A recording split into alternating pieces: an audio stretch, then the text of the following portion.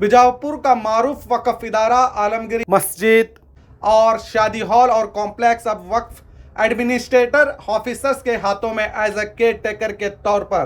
Karnataka state board of Waqf CEO ने इसी 13 अक्टूबर को आदेश जारी करते हुए बताया कि बीजापुर वक्फ ऑफिसर्स अब इस इदारे का एडमिनिस्ट्रेटर केयर टेकर रहेंगे, जिसकी ऑर्डर कॉपी आप देख रहे हैं। अब आपका सवाल यह होगा कि इस इदारे ने ऐसा क्या किया और किस कारण से एडमिनिस्ट्रेटर अपॉइंटमेंट हुआ है। तो आपकी जानकारी के लिए बता दूं, ये मेरी ही शिकायत पर इस इदारे पर एडमिनिस्ट्रेटर अपॉइंट किया गया है, जो आप मेरी शिकायत लेटर पैड भी स्क्रीन पर देख रहे हैं।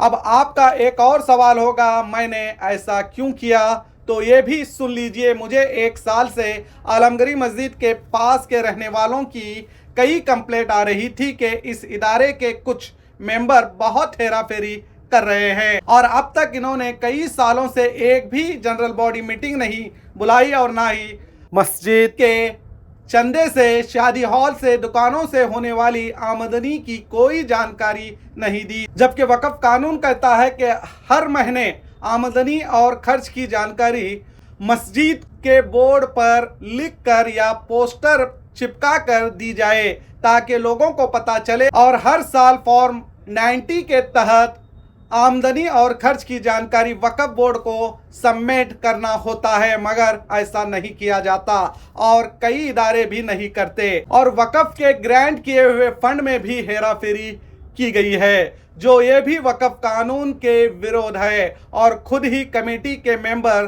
दुकानें चला रहे हैं। वक्फ लीज रूल्स 2014 के तहत ऐसा करना गुनाह है। कमेटी मेंबर हो या इनके खूनी रिश्तेदार भी दुकान नहीं ले सकते और ना ही अपना कारोबार कर सकते हैं, मगर वक्फ के कानून का उल्लंघन करते हुए इस इदारे में ऐसा किया जा रहा है। और दूसरा, कमेटी में एक ही परिवार के 2 लोग नहीं हो सकते, मगर यहाँ तो 4 परिवार के बाप बेटे ही मेंबर बने हुए हैं। और तीसरा, आलमगीर शादी हॉल जो वक्फ प्रॉपर्टी है उसे अपनी निजी प्रॉपर्टी समझकर इस आलमगीर शादी हॉल को सरकारी बेगम रोजा कमेटी बनाया है ताकि वक्फ से इसे अलग करके खुद की निजी प्रॉपर्टी बनाया जा सके, जो कि बहुत ही गलत और गैर कानूनी काम है। और बताया ये भी जा रहा है कि इसी नाम से एक बैंक अकाउंट भी किया गया है, यानी वक्फ का पैसा एक खुद के कमेटी बनाकर जमा किया जा रहा है। यह सब देखकर मुझे लगा कि इस इदारे में कौम का बड़ा नुकसान हो रहा है। तो पहले मैंने 6 फरवरी 2025 को एक आरटीआई के जरिए 2019 से 2024 तक का ऑडिट रिपोर्ट की जानकारी मांगी। तो जो आप मेरे हाथ में देख रहे हैं, ये ऑडिट की पूरी जानकारी बीजापुर वक्फ अधिकारियों ने पूरी जानकारी मुझे दी है, जो आप देख सकते हैं, जिससे मुझे और ज्यादा पता चला कि इस इदारे के हिसाब किताब में बहुत गड़बड़ हुई है। ये सब देखकर मैंने 23 मई 2025 को चीफ एग्जीक्यूटिव ऑफिसर कर्नाटका वक्फ बोर्ड बेंगलुरु को लेटर में एडमिनिस्ट्रेटर अपॉइंटमेंट करने की बात कही थी और दूसरे लेटर में ऑडिट करने को भी कहा था ताकि सच सबके सामने आ सके। ये दोनों लेटर आप स्क्रीन पर देख रहे हैं। मेरी अर्जी पर गौर करते हुए कर्नाटका वक्फ बोर्ड ने 13 अक्टूबर को केयर टेकर एडमिनिस्ट्रेटर का ऑर्डर किया। बीजापुर वक्फ ऑफिसर्स को एडमिनिस्ट्रेटर बनाया गया है ताकि मामले की सही जांच हो। इसके लिए मैं कर्नाटका वक्फ बोर्ड के सीईओ माज अहमद खान साहब का तहे दिल से शुक्रगुजार हूं। जैसे ही आलमगीर मस्जिद और शादी हॉल पर एडमिनिस्ट्रेटर ऑर्डर हुआ तो एक और ट्विस्ट देखने को मिला। जो कमेटी 4 अप्रैल 2025 को ही एक्सपायर्ड हुई थी, उस कमेटी के बैंक खाते से 5 लाख रुपए तुरंत निकाले गए। वक्फ एक्ट के मुताबिक ये गलत है। जब तक कमेटी रेगुलर नहीं होती, बैंक अकाउंट से किसी भी कारण से पैसा नहीं निकाला जा सकता, मगर इन्होंने ऐसा किया है।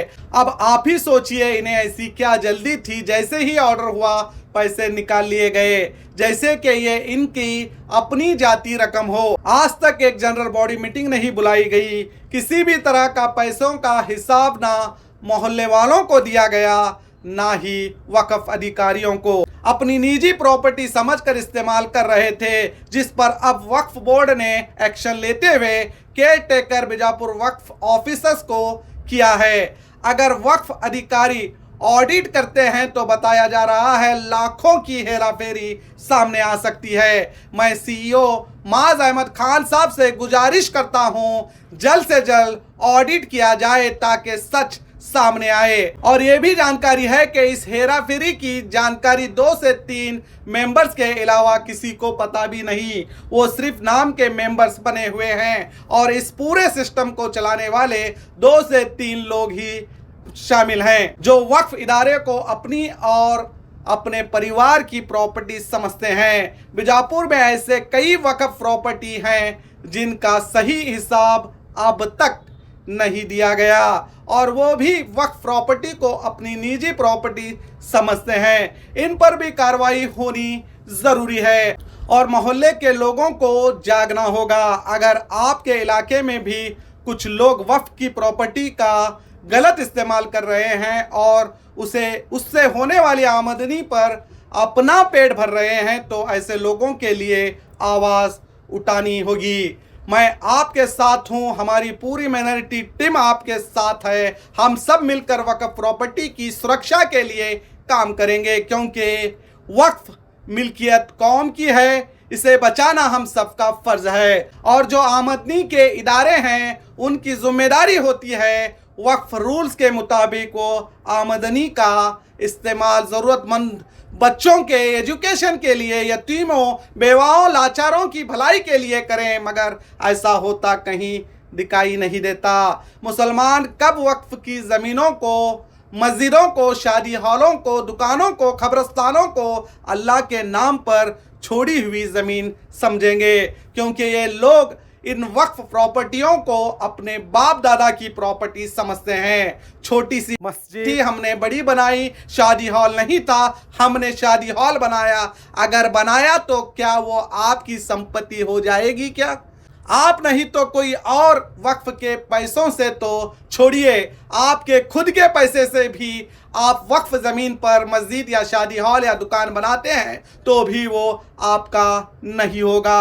और ना ही आपके परिवार वालों की वक्फ ज़मीन अल्लाह के नाम से छोड़ी हुई ज़मीन होती है। आपके खुद के बाप दादा की ज़मीन भी क्यों ना हो, उन्होंने एक बार उसे वक्फ कर दिया तो वो कयामत तक उसका मालिक अल्लाह ही रहेगा। वो ना आपकी है ना आपके खानदान वालों की।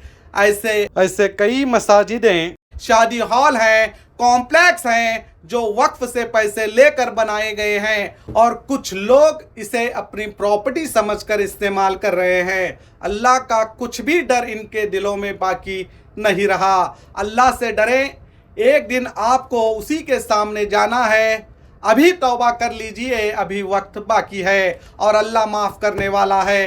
मैं तमाम ऐसे वक्फ इदारे जो वक्फ प्रॉपर्टी को अपनी प्रॉपर्टी समझकर इस्तेमाल कर रहे हैं उन सभी से कहूँगा अल्लाह से डरें और अपने हरकतों से बाज आ जाएं। चंद पैसों के लिए अपनी आखिरत बर्बाद ना करे। अल्लाह इन्हें सही रास्ता दिखाए और हमें भी हिम्मत दें ऐसे लोगों को सही रास्ते पर लाने के लिए। और आखिर में यही कहूँगा, वक्फ की शादी हॉल और प्राइवेट शादी हॉल में क्या फ़र्क है? वक्फ के शादी हॉल का भी किराया 25 से 30 हज़ार है और प्राइवेट शादी हॉल का किराया भी उतना ही है।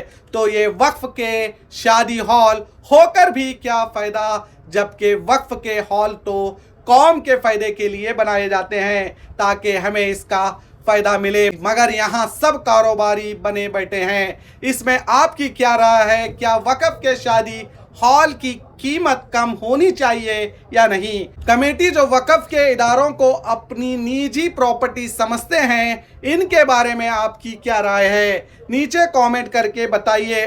और हमारी वक्फ बचाओ मुहिम में आप भी साथ देना चाहते हैं तो नीचे अपने नाम के साथ अपना नंबर भी लिखिए या सीधे मुझसे आकर भी आप मिल सकते हैं। इस इदारे की कमेटी ने 5 लाख जब बैंक से निकाला तब मैडम ने आपने रकम क्यों निकाला पूछने पर बताया जा रहा है उन्हें डराया और धमकाया गया और इन्हें बचकर रहने की बात कही गई है, मगर हकीकत में उन सभी को वक्फ ऑफिसर तबस्सुम मैडम ने बचाया है जिन्होंने एक सरकारी अधिकारी के काम में बाधा डालने की कोशिश की और इन्हें डराने और धमकाने के बावजूद पुलिस थाने में कंप्लेंट नहीं की। अगर करते तो कितनी और बदनामी होती। बच के रहना तो आपको है, मैडम को नहीं। उन्होंने तो आपको बचाया है। जिन्होंने एक महिला ऑफिसर के साथ ऐसी घटिया हरकत की है, शुक्र मनाइए इनका। बीजापुर वक्फ अधिकारी तबस्सुम मैडम मेरी बात सुन रही हैं तो सुनिए। हक की लड़ाई के लिए शकील बागमारे और मेरे भाई मेरे दोस्त आपके साथ हैं। हमारी पूरी माइनॉरिटी टीम आपके साथ है। बीजापुर की वो जनता आपके साथ है जो वक्फ प्रॉपर्टी को बचाना चाहती है। आपको किसी से भी डरने की ज़रूरत नहीं है। हम सब आपके साथ हैं, सच के साथ हैं और सच हमेशा सच ही होता है, जितना भी आप झूठ फैलाने की कोशिश क्यों ना कर लें। और मैं जनता से भी कहूँगा, आप खास करके मैडम को कॉल करके या मुलाकात करके इन्हें हिम्मत दें और कहें कि हम सब वक्फ प्रॉपर्टी को बचाने के लिए आपके साथ हैं। और एक ही आलमगिरी वक्फ इदारा ही नहीं, ऐसे कई इदारे हैं जो 2-3 खानदान की प्रॉपर्टी बनकर इस्तेमाल किए जा रहे हैं। उनके खिलाफ भी सख्त कदम उठाने की बात कीजिए और हो सके तो लिखित में लिखकर लेटर दीजिए ताकि वक्फ अधिकारी एक्शन ले सके। जो लोग वक्फ प्रॉपर्टी को अपनी खानदानी प्रॉपर्टी समझकर अपना हक जताते हैं, जबकि ये इनकी सबसे बड़ी गलती और भूल है। इस न्यूज़ को ज़्यादा से ज़्यादा लोगों तक पहुंचाइए ताकि ऐसे कई इदारे हैं जो वक्फ कानून का गलत इस्तेमाल कर रहे हैं, उनकी आंख खुल सके और हमारी टीम एक्शन लेने से पहले ही वो खुद सही रास्ते में आ जाएं। हमारी लड़ाई किसी कमेटी या व्यक्ति के खिलाफ नहीं है, ये कौम के इदारों की हिफाजत और उसके सही इस्तेमाल के लिए है। तो देखते रहिए हक की आवाज़। मैं हूँ शकील अहमद बागमारे।